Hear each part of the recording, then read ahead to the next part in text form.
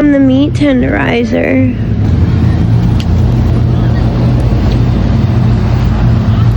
Yeah, people need to see how bad it gets out here. Yeah, bring it down some more. Yep.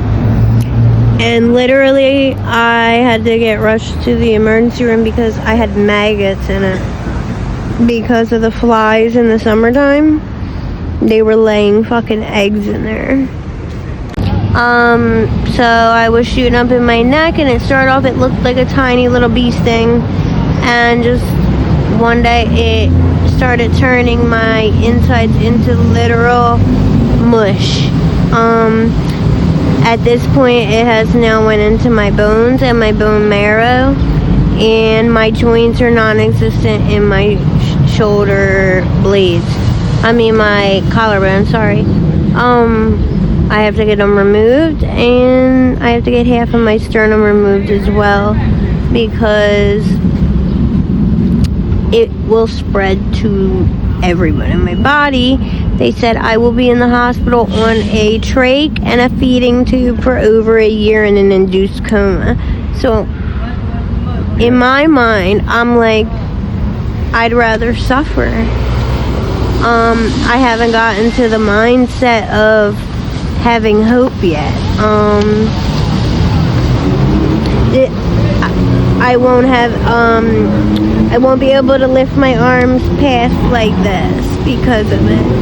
So I don't really know what to do.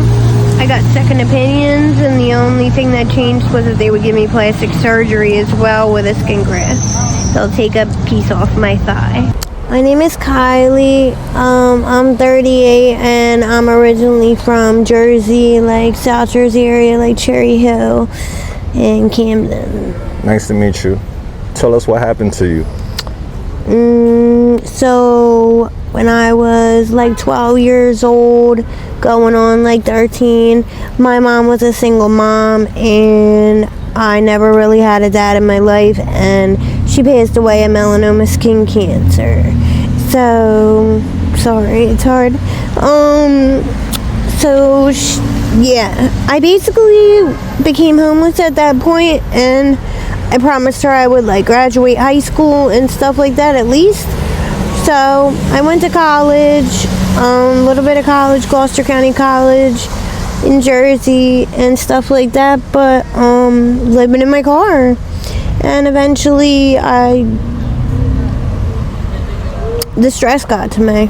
You know, I didn't have any parental figures and things like that.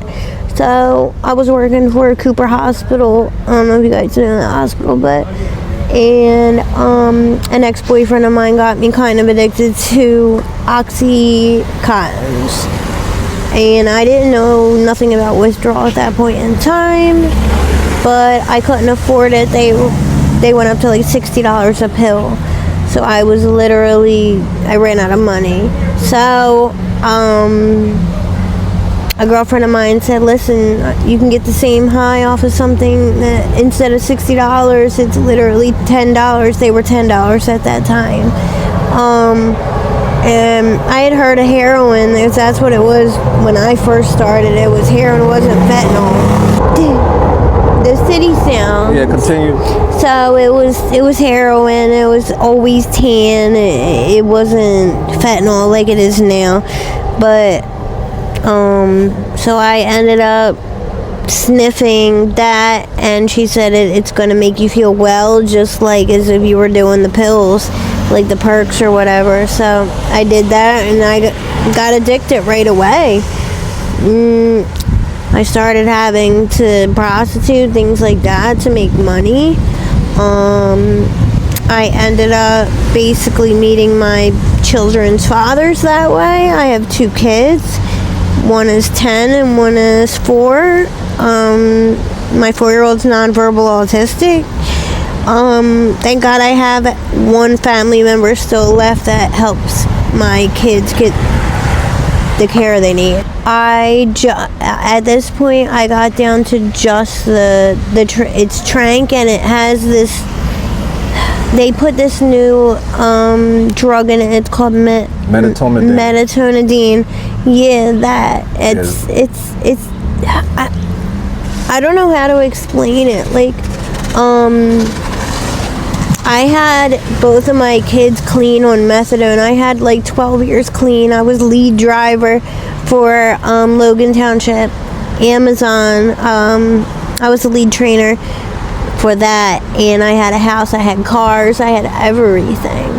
So all it took was one night driving home and going to pick my son up, and a dickhead cop pulling me over and thinking that I was on drugs when I was just tired from work, and started fighting a case, and I ended up losing my license because of it, and I lost my job, and then I got stressed out. It was too much for me. I was a single mom taking care of 2 kids, and it just one day.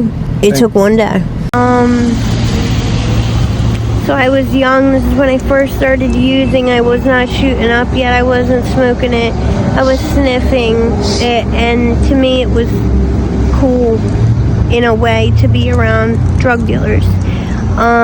So I was like this young little pretty thing running into we called it, what's that movie? It's an old movie. It's like, but anyway. So I got kidnapped in a tall high-rise tower building that is basically known as it's just for drugs, prostitution, things like that. It really looks like an abandon. So I got taken off of the elevator one night, and they brought me into the trap house, and there's literally nothing in this apartment. It is bare with folding chairs and a puzzle table where they have the girls basically naked bagging up the coke and this and that. So I was forced to do that for a little while and things like that, and they would always throw me in a closet and put duct tape over my mouth and my hands, and my feet were bound. So one of their favorite things to do was take me out, and basically when they had parties they would put out their cigarettes all over my body, and I have marks on both of my legs, all from cigarette burns. And then they would put me back in the closet. They would hang me out the 17th floor window and threaten to drop me by my ankles. And just one day, one of the guys, he smoked a lot of wet, so he was supposed to be watching me in a way, and he forgot to latch the closet door. All I remember is pushing that closet open and getting into the hallway. And I ended up going back to that building and speaking to the security guard that was there, because he really did save my life. He said all he remembers is that the elevator doors opened up and I was laying naked in a pool of blood. I was under 100 pounds, and he called the ambulance and sent me to the hospital and things like that. But did the people get locked up? Who did that? They ended up doing a rape kit, things like that, and I never heard anything, but I believe so because I ended up getting locked up a few times after that, and the detective was a young black female, and she still works there, and she comes around the counter and hugs me and says, "Your story will never leave my head."